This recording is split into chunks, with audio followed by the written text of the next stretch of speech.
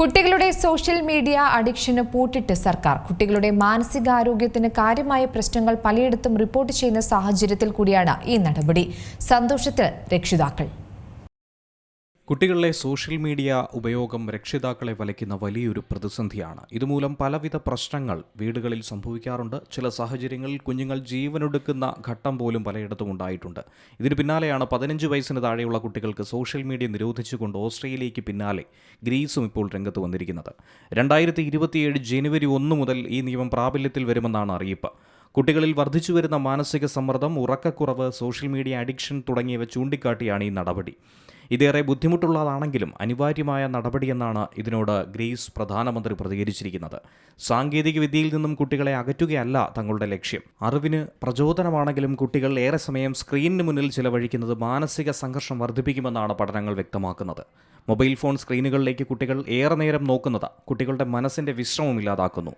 നിരന്തരമായ ഉപയോഗം തീവ്രമായ സമ്മർദ്ദത്തിന് കുട്ടികളെ വിധേയരാക്കുമെന്നും പ്രധാനമന്ത്രി കിറിയാക്കോസ് മിത്സോക്കോട്ടിസ് പറഞ്ഞിരിക്കുന്നു.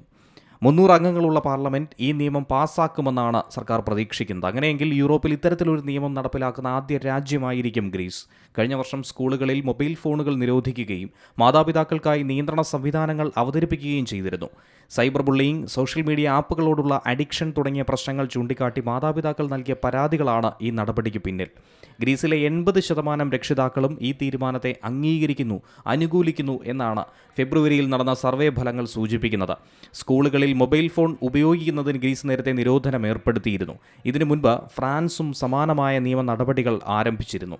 16 വയസ്സിന് താഴെയുള്ള കുട്ടികളിലെ സോഷ്യൽ മീഡിയ ഉപയോഗത്തിൽ നിരോധനം കൊണ്ടുവരുന്ന ലോകത്തിലെ ആദ്യ രാജ്യമായി ഓസ്ട്രേലിയ ആയിരുന്നു നേരത്തെ മാറിയത്. കഴിഞ്ഞ ഡിസംബറിലായിരുന്നു ഓസ്ട്രേലിയയുടെ ഈ തീരുമാനമുണ്ടായത്.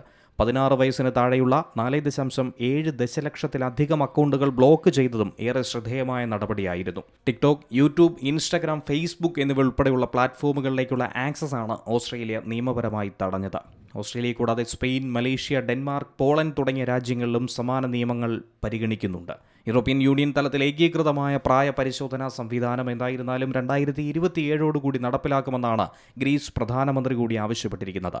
ഈ നിയമം നടപ്പിലായാൽ 2012 ശേഷം ജനിച്ച കുട്ടികൾക്ക് ഫേസ്ബുക്ക്, ഇൻസ്റ്റഗ്രാം, സ്നാപ്ചാറ്റ് പോലുള്ള സമൂഹമാധ്യമ പ്ലാറ്റ്ഫോമുകളിലേക്കുള്ള പ്രവേശനം നിയന്ത്രിക്കപ്പെടും. News desk Zee Malayalam.